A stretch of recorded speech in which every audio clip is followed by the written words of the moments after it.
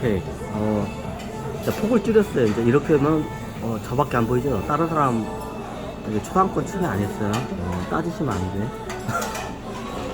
내 얼굴이 안 보여. 오늘 건강을 해야 음식과 얼굴이. 오늘은 명동점 꾸꾸에 또 왔습니다. 가끔 가다가 이게 영양분을 한 번에 이렇게 보충을 할 때 여기를 와요. 여기가 나한테 입맛이 딱 맞아. 좀 갔다 올까요?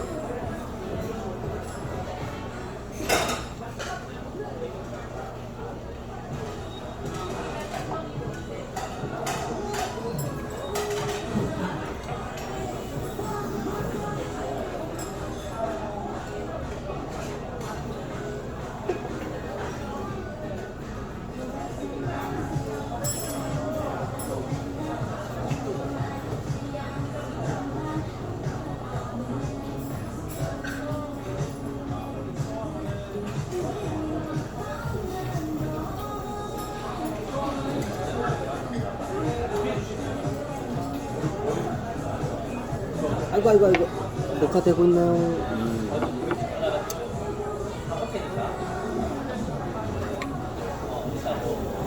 녹화 잘 되고 있죠?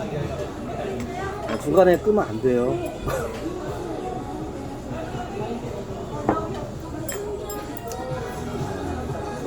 오늘 원래 쉬는 날인데 긴급 어저께 명동 관련 명동 가문들의 관련 강의를 중간에 끊기다 만 거를 해달라고 해서 한번 하게 됐습니다.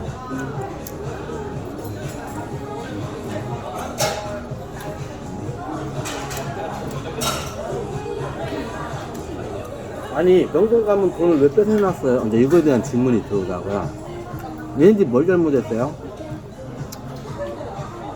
저기 보종한테는 돈 주지 말라고 해서 안 줬는데, 응? 천진지 하란도 했는데, 왜 그래요? 왜 그래요? 이렇게요. 명동 가문도 유림이죠? 양반가죠? 명동 쪽 가문에서도 노비 폐지 제도를 어떻게 해요? 반대를 해요. 왜? 자기 가문의 큰 재산이 어떻게 해요? 노비예요. 이게 명동 가문 쪽에서도 어떻게 해요? 자기 큰 재산인 노비를 갖다가 빼앗기는 거를 싫어하겠죠. 그래서 어떻게 나요?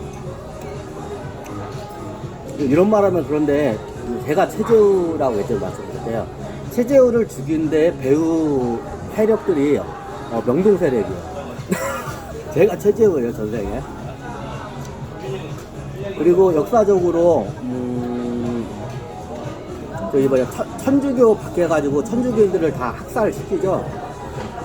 예전에 한번 얘기했죠. 흥선대원군은 오히려 고종도 그렇고 흥선대원군도 그렇고 천주교 신자예요. 원래 흥선대원군 고종은 어떻게 해요? 저기 명동성당을 덕수궁 반대편에 있는 시청 자리에다가 거기다 세우기로 원래 했었어요. 근데 흥선대원군이 어떻게 해요? 얼떨결에 이게 저기 뭐냐 저 유림 어떻게 보면 그 당시에 이제 저기 유림들한테 당해요. 꼼짝없이 그냥. 그래 어떻게 하냐? 천주교 그 당시에 옥세를 대리 청정한 고종이 어렸기 때문에 대리 청정하는 흥성대원군이 옥세를 쥐고 있었어요. 예전에 한번 설명했죠. 그럼 천주교인들을 갖다가 죽이려면 어떻게 해요? 옥세 최종적으로 옥세가 이게 낙인이 찍혀야 돼. 근데 어떻게 흥성대원군이 어떻게 그걸 꽉 쥐고 어떻게 옥새를 안 찍어줬어요. 근데 나중에 이게 꼼짝없이 한번 내가 얘기를 했어요. 그래 흥선대원군 꼼짝없이 이게 저기 몰려가지고 어떻게 해요. 양반 저기 조종 대신들한테 어떻게 해요. 이걸 갖다가 천주교를 갖다가 다 죽여라. 천주교인들 다 죽여라. 이걸 갖다 옥새를 흥선들 딱 찍어 얼떨결에 찍었어요. 그래가지고 그 사건이 이제 그냥 저기 일파 만파로 해서 조선 팔도에 있는 천주교인들 다 학살을 하기 시작해요. 자, 그 배우 인물이 누구냐? 명동이에요. 이제 명동 사람들이 왜 재산을 왜 뺏었고 왜 얘네들을 왜 심판을 했냐고 이제 질문이 들어와서 저거예요. 그러면 이쪽 가문들의 뭐야? 죄가 그거예요. 그러면 얘네들도 여기 내려올 때 저기 그거는 이 명동과 가문의 자제로 장남으로 해서 보통 장남한 테 계승하죠. 장남으로 태어나면 천신계에서 어떻게 하냐? 이 사회를 개혁하기 위해서 어떻게 해요? 신분제도 개혁을 하게끔 천신계에서 계약을 하고 내려온 양반이에요. 그리고 그 명문과 가문으로 태어나서 어떻게 해요? 그 전 재산을 다 물려받아요. 네, 계약 위반죄입니다.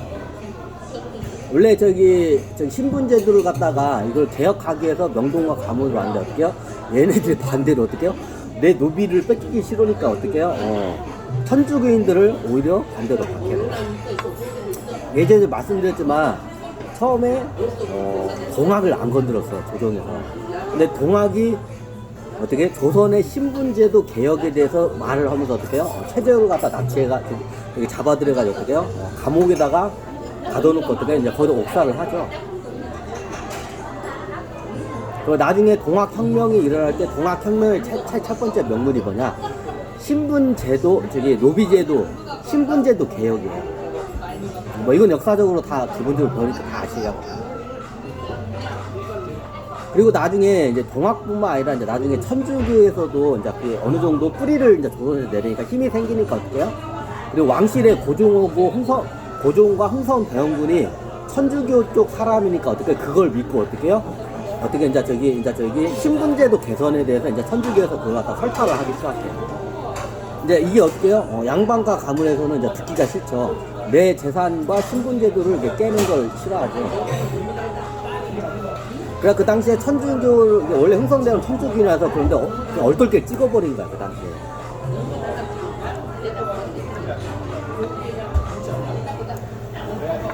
사각지대를 잘 이용해 애들이. 카메라에 사각지대 밖에서 막 손가락질하고 가. 사각지대 안에서 이렇게 가다가 사각지대 밖에서 손가락질하고 가. 여기 어디에 카메라가 있을 건데.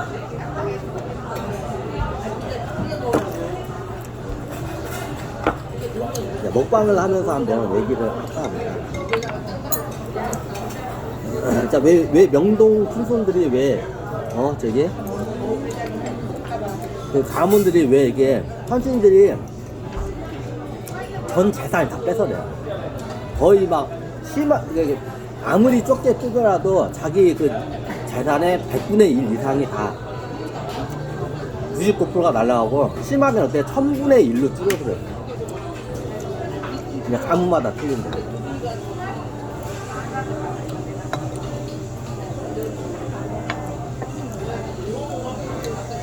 네, 이게 명동 가문들을 왜 심판하냐? 이거예요. 여기 노비제도로 해가지고 신분사회 제도를 개혁을 해야 하는데 어떻게 해요? 그거를 반대를 해. 원래 그거를 주도적으로 하기 위해서 태어날 때 힘을 준 거야. 어디에다가? 명동 가문에다가. 실질적으로 명동 쪽에 천주교인들이 많았어요. 사람들 잘 모르는데. 양반이면서 천주교인들이 많았어요. 특히 여성분들. 근데 남성분들은 보통 유교관념이 세기 때문에 잘 안 넘어가. 그 당시에 천주교인들이 어떻게 보면 서울들이 특히 많이 이게 천주교인을 좋아했어요. 왜? 자기네들이 이게 신분으로부터 많이 이게 차별을 받기 때문에 서울들이 어때요? 이게 천주교인으로 많이 있어요. 서울 출신들이 나중에 신부로도 많이 이게 해요.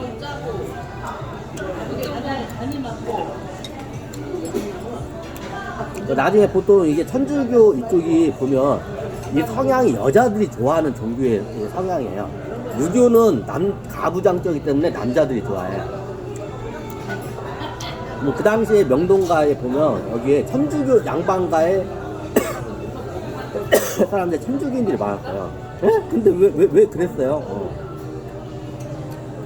자, 보통 이 명동가의 가문에 뭐예요? 여성분들, 마님이나 따님분들, 며느리들이 천주교인들이 많았어요.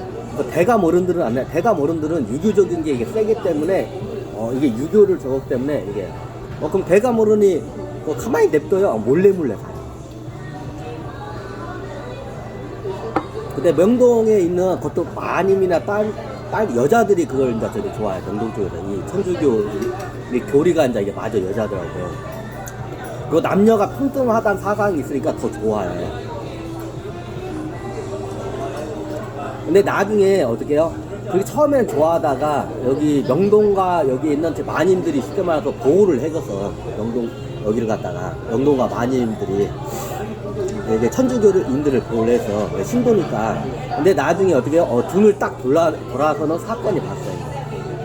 이게 뭐냐? 신분제도를 갖다가 그거에 대해서 얘기를 하는 순간 어떻게 해요? 명동과 마님들이 등을 돌아서요. 그 예전에는 저기 대감 남편 몰래 이렇게 천주교 교회 저기 성당을 가다가 그래요. 얘기를 해.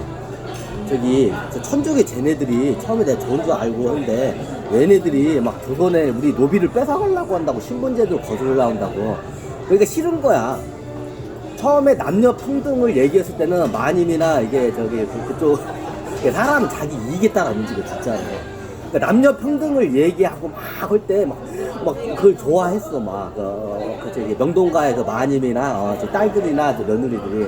근데 나중에 어떻게 노비 제도 그리고 이제 신분제도 철폐를 하니까 어떻게 해요? 기분이 나쁘고 내가 어떻게 저 상렬의 노비 새끼 천민들하고 내가 어떻게 같을 수가 있냐. 그게 어떻게 하냐? 그때 명동가 마님들이 어떻게 해요? 여자들이 어떻게 해요? 등을 돌려요. 천주교하고 이제 그걸 갖다가 이제 내세우니까. 그러니까 어떻게 해요? 이제 자기 남편이나 아버지나 시아버지한테 얘기를 하죠. 저기 지금 천주교인들이 노비제도를 이제 철폐를 한다고. 그래? 해가지고 어떻게 해요? 그게 이제 두통이 나서 어떻게 해요? 해가지고 뒤에서 해요. 뒤에 이게 잘 모르는데 그 당시에 저기 천주교 박해라는 최후 배우 인물이 누구냐? 명동가 사람들. 왜 명동가 사람들을 왜 단죄를 했냐고 이제 그걸 질문을 하기에 그거예요. 동학 때도 저기 그 배우 인물이 명동 사람, 가문 사람들이고, 천주교들 저기 박해한 것도 명동 가문 사람.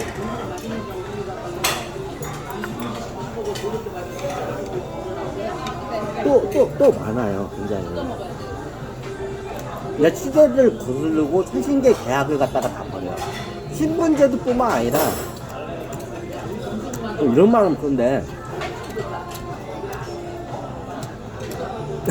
명동가 사람들 좀 미안한 건데 이런 말은 그런데 옛날 독립운동가들을 갖다가 잡아놨는데 어떻게 보면 그걸 뭐라고 하죠? 우리나라 사람들 조선 사람인데 독립운동가들 갖다가 이렇게 일로 바치는 사람을 뭐라고 그러죠? 그 뭐라고 그러죠? 보통 그 당시에 조선 양반가에서는 딱 식민지 되면서 딱 정확해요. 일본 어쩌면 일본에 확실히 협조를 하냐 아니면 협조를 안 하면 어떻게 독립운동으로 가냐 이 둘 중에 하나예요. 그러면 여기 명동에서는 다 했나요? 명동의 특징이 틀려요. 명동 사람들은 마인드가 어떤 마인드냐면 글로벌 마인드예요. 예전에 마지막 전 세계 자산이 다 깔려있어.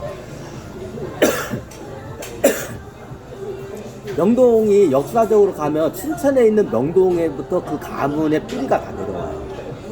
여기 사람들은 이게 무정부주의자야. 명동 사람들의 이쪽 가문 사람들의 특징이 뭐냐면 무정부주의예요. 국가에 대한 뭐 충성도 이런 게 없어요. 어차피 국가는 때가 되면 한 번씩 이게 바뀌고 그러기 때문에 그런 거에 큰 신경을 안 써. 좋게 말하면 이게 명동가 사람들이 글로벌 마인드예요. 명동가 사람들이 예전에 개성하고 이게 춘천 쪽에 다 저기 있었는데 이쪽 가문 사람들이 고려가 망할 때 어떻게 해요? 그냥 구경만 해요.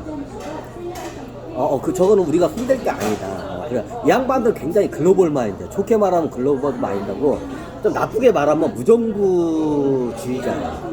무정부주의자냐? 정부에 대한 필요성을 못 느끼는 사람들은 어떻게 해요? 무정부주의자야. 그럼 어떻게 되냐? 그때 이게 새로운 국가가 이게 탄생을 하잖아요. 그럼 거기에 맞게끔 움직여요. 이게 명동 사람들의 특징이에요. 이게 국가라는 거를 잘 안 믿어요. 그게 중요시도 않고. 그냥 그때 협조를 해요. 이게 명동과 가문이 이게 얘네들은 왜 그냥 기본 가문이 3,000년 이상 된 가문들이 있어요. 그러니까 나중에 왕가의 가문들도 있어, 얘네들이. 멸망한 왕가의 가문들도 있어요. 그러니까 어떻게 했냐면 어느 지역에 가면 그 국가의 명동 사람들이 국적이 막 10개 이상 되는 사람들이 많아요. 사람들이 잘 모르대.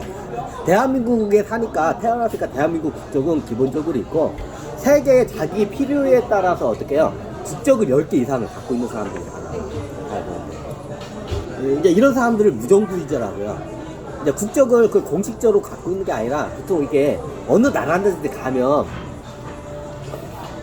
신분을 사요. 어떻게 신분을 사냐? 보통 실종자들이 있게 말해야죠. 사람은 죽은 걸로 특정이 되는데, 어떤 사람이 죽은 걸로 특정은 되는데, 이게 시체가 발견이 안 돼서 사망 처리가 안 됐어요. 그럼 그런 사람들의 신분을 갖다 사요. 그럼 그 신분을 써요. 그러면 여기 무정부주의자들의 특징이 뭐냐면, 신분이 어떻게 해요? 많게는 100개 이상의 신분이 있어요. 전 세계의 국가가 100개 이상이 넘잖아요. 그럼 전 세계에 자기 신분이 다 있어요. 그 민증이 다 있어요. 쉽게 말해서 주민등록증. 이름은 다 틀리죠, 당연히. 거기에 따라서 어떻게 냐 얘네들이 재산을 그 사람 앞으로 해서 이렇게 해놔요. 근데 100개의 나라에 이게 민증이 있으면 100개의 나라에 자기의 소유할 수 있는 권한이 있잖아. 그럼 거기에 다 따로따로 이게 다 무슨 사람들, 이게 명동 사람들 특징이에요. 이 명동 사람들의 이게 특징을 보는데, 왜 그때 그럼 독립운동 안 하고 왜 독립운동가들을 갖다가 왜 뒤에서 왜 잡는데 왜 도와줬어요? 나쁜 놈 아니에요. 근데 이 양반들의 사상이 좀 그래. 어느 한 국가에 앵거해지 않아요. 그 국가가 망하면 그냥 망하나 보다. 한번 새로운 국가에 적응을 해요. 이게 명동 사람들의 특징이에요. 이 명동 가문의 특징을 좀 알아야 돼요. 여기 사람들은 기본적으로 어떻게 국적이 10개 이상을 갖고 있어요. 그리고 거기에다가 자산을 다 해서, 그러면 얘가 대한민국에 전쟁이 일어나잖아. 그러면 다른 나라로 가면 돼. 그 국적을 쓰면서. 예전에 털렸다면서요. 그때 말했잖아요. 이승만한테 다 속았다고. 이승만한테 북한군을 잘 막아내고 있었는데, 잘 막아내가. 그러다가 그냥 천시대 작전을 한 거야.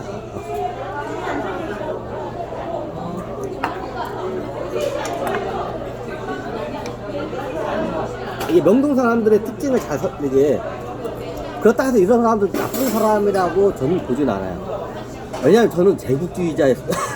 내가 징기스칸이 광개토잖아. 제가 좀 성향이 저도 제국주의자 성향이라서 이해가 돼. 저 사람들의 이게 명동 사람들의 그 생리가 이해가 돼. 그 제국주의적 성향이에요. 예전에 보면 양반과의 가문이 일제시대 때 정확히 달라요. 일본에 확실히 협조를 하던가 아니면 저기 독립을 하던가 이도저도 아닌 사람들이 있긴 한데 대부분이 확실히 해. 그럼 어떻게 일본에 확실히 이제 이게 한 저기 어떻게 해요? 그러면 나중에 독립운동 이쪽 어떻게 해요? 나중에 이쪽 가문은 서로 간에 이게 저기 근데 명동 가문에서는 독립운동으로 넘어가는 게 거의 없어요. 거의 99% 명동 가문은 일본 새로운 저기 제국인 일본 저기 그 총독부에 협조를 해요. 이 양반도 원래 그래. 그냥 국적을 갈아타 얘네는. 뭐 그냥 무정부주의자예요 이런 거.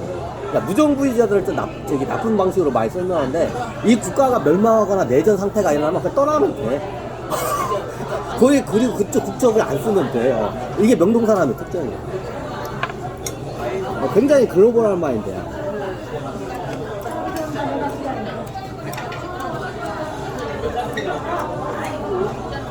명동 사람들 기본적으로 국적이 유럽에 있는 나라들 국적이나 미국 같은 국적은 다 기본적으로 갖고 있어요. 그러니까 국적을 사면 돼. 시민자들 그 신분 그대로 사면 돼. 쉬워, 쉽죠.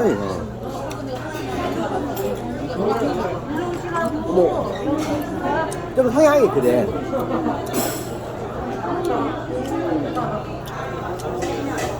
그러니까 명동 양반들 좀 요가하면 좀 이게 어떻게 보면 시대적으로 좀 그래요.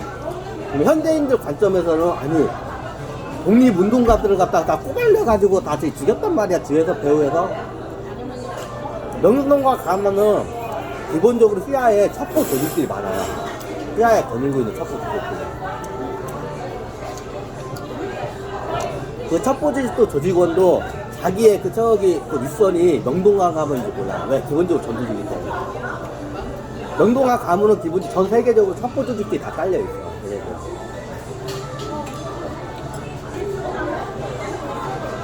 그럼 아마 여기 자기가 어디 비밀 첩보 조직이 있는데 자기 그 윗선이 어딘지 모르는 사람들이 대부분이야. 명동가 가문일 확률이 높아.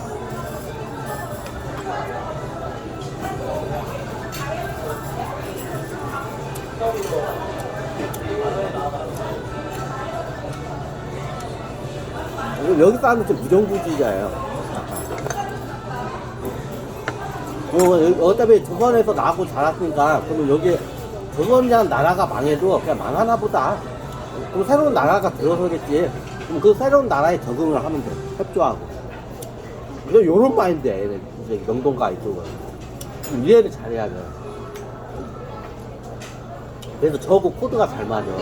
왜? 저는 제국주의자이기 때문에. 야, 똑같은 말인 거야. 저는 제국주의자야. 전생에 징기스칸 있고, 오스만 제국을 내가 저기 세운 게 나야. 다음에 오스만 제국에 그 세운 게 나야, 실질적으로. 그리고 어떻게 해요? 내가 제국을 많이 세웠어요. 내가 고구려도 전국사업을 세웠죠. 제 마인드가 저도 제국주의자 마인드이기 때문에 이게 코드가 잘 맞는 거야, 나하고 이 양반하고. 내가 한번 끌고 갈까요?